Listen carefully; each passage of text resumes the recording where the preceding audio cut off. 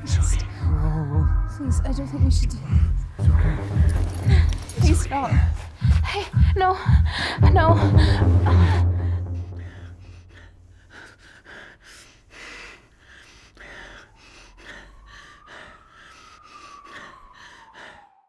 In 6 parts for my sisters. Jasmine. Consent is not going into a bedroom with him alone. Consent is not the length or lack thereof of your skirt. Consent is not the absence of a no.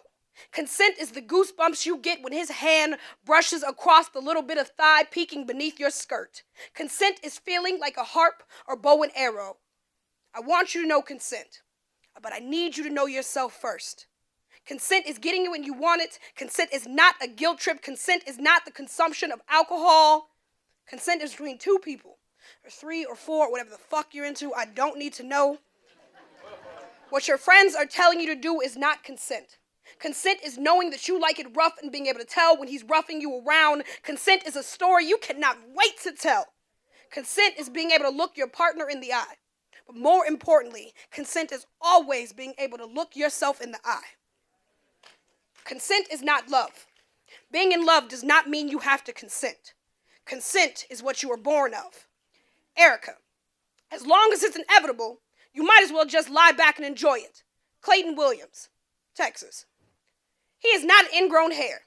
He is not a blister. He is not a cyst. He is not something your body does to you. He is a tapeworm. He is a parasite. He is a tick. He is something done to your body, and you are fists and nails and teeth and lungs and always allowed to fight. Kyra, the view from your back on all fours or your knees is the same. A choice. Justice, when you Google how to not be raped, the first 4 posts read, how to avoid being raped, 12 steps wiki how not to get raped, joyfulinspirations.com, don't get raped, Tumblr. I'm so fucking sick and tired of teaching our daughters how to not get raped, Happy Mom blog. When you Google how to not be a rapist, the first 4 posts read, poster explains how not to rape, happyplace.com, not a rapist, parody account on Twitter, how to talk to your son about rape, CNN, how not to get raped, joyfulinspirations.com.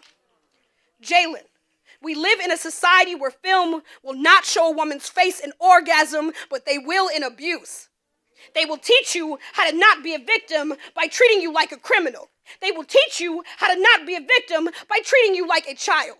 They will teach you how to not be a victim by telling you you are a victim. Brie, the first time a boy cupped my body, I was a small fireworks in his hand, unsure of which direction I was supposed to go. But I was ready for the show. Thank you. Still struggling with consent? Just imagine instead of initiating sex, you're making them a cup of tea. You say, hey, would you like a cup of tea? And they go, oh my God, I would love a cup of tea, thank you. Then you know they want a cup of tea. If you say, hey, would you like a cup of tea? And they're like, I'm not really sure.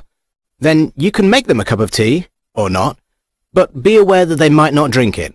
And if they don't drink it, then, and this is the important bit, don't make them drink it. Just because you made it doesn't mean you're entitled to watch them drink it.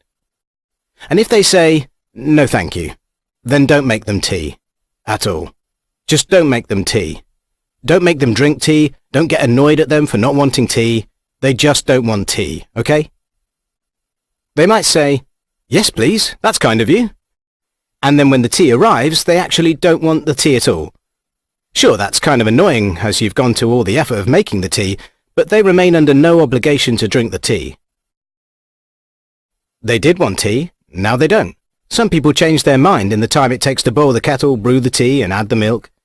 And it's okay for people to change their mind, and you are still not entitled to watch them drink it. And if they are unconscious, don't make them tea. Unconscious people don't want tea, and they can't answer the question, do you want tea? Because they're unconscious. Okay, maybe they were conscious when you asked them if they wanted tea, and they said yes, but in the time it took you to boil the kettle or brew the tea and add the milk, they are now unconscious. You should just put the tea down. Make sure the unconscious person is safe. And this is the important part again. Don't make them drink the tea. They said yes then, sure. But unconscious people don't want tea. If someone said yes to tea, started drinking it, and then passed out before they'd finished it, don't keep on pouring it down their throat. Take the tea away. Make sure they are safe, because unconscious people don't want tea. Trust me on this. If someone said yes to tea around your house last Saturday, that doesn't mean they want you to make them tea all the time. They don't want you to come around to their place unexpectedly and make them tea and force them to drink it, going, "But you wanted tea last week," or to wake up to find you pouring tea down their throat going, "But you wanted tea last night." If you can understand how completely ludicrous it is to force people to have tea when they don't want tea, and you are able to understand when people don't want tea, then how hard is it to understand when it comes to sex? Whether it's tea or sex, consent is everything. And on that note, I'm going to make myself a cup of tea.